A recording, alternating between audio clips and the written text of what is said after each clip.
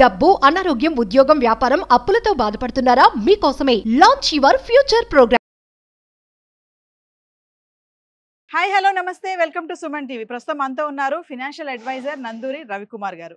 నమస్తే సార్. నమస్తే, బాగున్నామ్మా. Fine sir. Sir, నేను ఒక ఇన్వెస్ట్మెంట్ ప్లాన్ కోసం మీ దగ్గరికి వచ్చాను. నాకు ఒక డౌట్ ఉందన్నమాట. ఇప్పుడు నెలకి 5,000 పెట్టుబడి పెడుతూ నేను 50 లక్షలు సంపాదించే ఒక ఎస్ఐపి మంచి ఇన్వెస్ట్మెంట్ ప్లాన్ ఏమైనా ఉందా సార్ మన దగ్గర? Yeah, very good question. ఎందుకంటే ఎస్ఐపి అంటే ఏమిటి? Systematic investment plan. Systematic investment plan అంటే నెలకి 5,000. నెలకి ఎన్ని నెలలు అని చెప్పాల.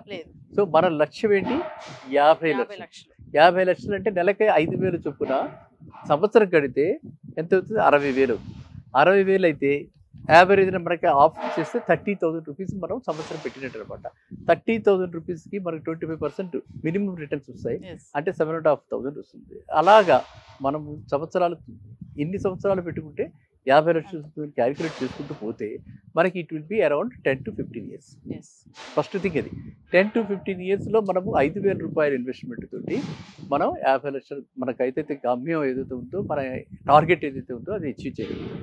సో ఈ 50 లక్షలకి మనం రావాలంటే ఎట్లాంటి సిస్టమేటిక్ ఇన్వెస్ట్మెంట్ ప్లాన్లో పెట్టుకోవాలి?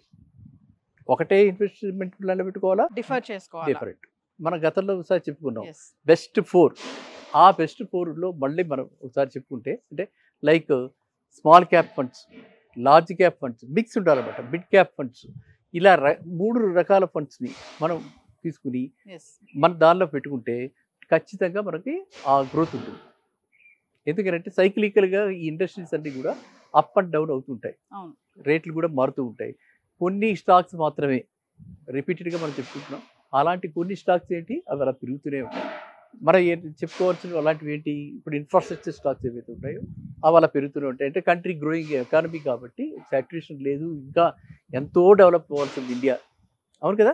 ఇప్పటికి కూడా మరి చాలా చోట్ల కాంక్రీట్ రోడ్స్ లేవు, చాలా చోట్ల ఎలక్ట్రికల్ సప్లై లేదు, ఈ రోజు కూడా వాటర్ సప్లై లేదు, ఎలక్ట్రికల్ సప్లై లేదు, ఈ రోజు కూడా ట్రైన్ స్టేషన్స్ లేనివి, బస్ స్టాండ్స్ లేనివి, బస్ స్టేషన్స్ లేనివి, బస్ డిపోలు లేనివి, ఇలాంటివి చాలా ఉన్నాయి. కాబట్టి మనకి ఇన్ఫ్రాస్ట్రక్చర్ గ్రోత్ ఫినామినల్గా ఉండబోతుంది. అది ever lasting infrastructure growth.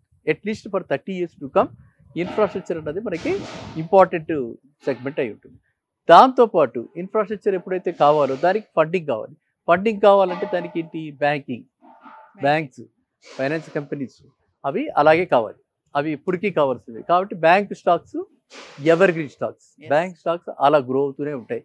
Unless ఎక్కడో ఒకటో ఆరో బ్యాంక్ ఫెయిల్ అయింది. ఎన్ని బ్యాంకులు ఫెయిల్ అయ్యింది గతంలో మనం ఆలోచిస్తే? అది ఇండిపెండెన్స్ ఇచ్చాక ఎన్ని బ్యాంకులు ఫెయిల్ అయ్యాయి? చాలా అసలు అరుదు, నెంబర్ చెప్పుకోవచ్చు. అన్ని బ్యాంకులు కూడా సర్వైవ్ అవుతాయి. అన్ని బ్యాంకులు కూడా క్యాపిటల్ అలా వస్తూనే ఉంటుంది, అంతటా ఆధారణ ఉంటుంది. కాబట్టి రెండో రకం బ్యాంక్ స్టాక్స్. సో కాబట్టి ఈ విధంగా ఉంటుంది. కాబట్టి మనం మినిమంలో 25%, మీరు అడిగిన దానికి 25% ఎవ్రీ ఇయర్ కాంపౌండింగ్ వేసుకుంటూ వెళ్తే మనం ఈ ఇన్వెస్ట్ చేసినటువంటి ఈ 5,000 రూపీస్ ఏదైతే ఉందో, ఈ 5,000 రూపీస్ చొప్పున 60,000 10 ఏళ్ల కింద వెళ్ళి 6 లక్షలు. ఓన్లీ మనం ప్రిన్సిపల్ తీసుకుంటే 6 లక్షలు. ఇలాగ దాంతోపాటు ఇవి కూడా కలిపితే ఇంకొక 10 లక్షలు, దానికి కలిపితే 16-18 లక్షలు ఈజీగా 10 ఏళ్లలో మనం 5,000 చొప్పున చేసుకుంటాం. అర్థమైందా? సో ఆ 18 లక్షలు మళ్ళీ ఇంకొక 5 ఏళ్ళు పెట్టేటప్పటికి 36 lakhs. సో సుమారుగా మనం 15 to 20 years మధ్యన we will achieve our target of 50 lakhs. కాబట్టి ప్రతి యూత్ ఇదంటే ఈ వీడియో చూసిన వాళ్ళు కానీ, లేదా పెద్దవాళ్ళు కానీ, చిన్నవాళ్ళు కానీ, వాళ్ళు ఏంటంటే సింగిల్ సిస్టమాటిక్ ఇన్వెస్ట్మెంట్ ప్లాన్లో లంప్సమ్ ఓన్లీ 5,000 రూపీస్ పెట్టుకుంటే 15 to 20 yearsలో అది 50 lakhs అవుతుంది. కాబట్టి మన ప్లానింగ్ మనం ఒక దానికి సైక్లింగ్గా పెట్టుకోవాలి. ఆడపిల్ల పుట్టింది 5వ ఏట నుంచో లేకపోతే 10వ ఏట నుంచో, ఇవాళ రేపు ఎవరు పెళ్లి చేస్తున్నారు? 20-25 ఏళ్ళ దాకా ఎవరు చేయట్లేదు. కాబట్టి మనము ఒక 15 ఏళ్ళ ముందర నుంచి ఇది స్టార్ట్ చేయాలి.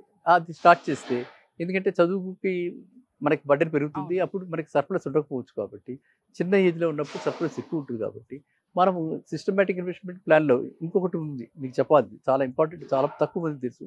ఇప్పుడు బిగినింగ్లో మనం 10,000 పెట్టి తర్వాత దానికి కావాలంటే 5,000 తీసుకోవచ్చు. స్టార్టింగ్ 10,000 పెట్టి ఓకే, తర్వాత కావాలంటే 5,000 తీసుకోవచ్చు. అదేవిధంగా బిగినింగ్లో మనం 5,000 పెట్టి తర్వాత కావాలంటే 10,000 తీసుకోవచ్చు. జంప్ అవుతుంది, శాలరీ జంప్ అవుతుంది, మన ఆర్గనైజేషన్ మారుతాం. పాతకాలం కాదు కదా, ఒకటి జాబ్కి స్టిక్ ఆన్ అయిపోయి అదే చేస్తామన్న లాయల్టీ ఆ పద్ధతి కాదు కదా. అందరికీ కూడా అవకాశాలు చాలా ఉన్నాయి, తప్పు లేదు. తగ్గొచ్చు కూడా. ఎస్ కాబట్టి మనకు కావాలంటే పెంచుకోవచ్చు, కావాలంటే తగ్గించుకోవచ్చు. సో ఈ అడ్వాంటేజ్ని కూడా మనం అందరూ యూజర్స్ తీసుకుని ఈ 15 ఏళ్లలో మనం ఏదైతే 15 ఏళ్ళని అనుకోవట్లేదు, మనం టార్గెట్ అమౌంట్ పెట్టాం 50 లక్షలు ఏదైతే మనం 50 సాధిస్తాం అనుకుంటున్నామో దానికి వీలైనంత తొందరగా మనం 50 లక్షలు సాధించడానికి వీలు ఈ సిస్టమేటిక్ ఇన్వెస్ట్మెంట్ ప్లాన్ ద్వారా డైవర్సిఫికేషన్తో 3-4 ఫండ్స్లో పెట్టి, ఒకదానిలో కాకుండా 3-4 ఫండ్స్లో పెట్టి మనకు తోచినంత 5, 10, 5, 7, 8 ఎట్లా అయినా సరే చేసుకుంటూ వెళితే మనం ఖచ్చితంగా 15 years లోపలే 5 లక్షలు 50 లక్షలు వస్తుంది. సో మన టార్గెట్ ఆఫ్ 50 lakhsని ఈ విధంగా అచీవ్ చేసుకోవచ్చు. ఎందుకంటే అనుకోవచ్చు అరే 5,000తో నేనేం సాధించగలుగుతాను, కాదు.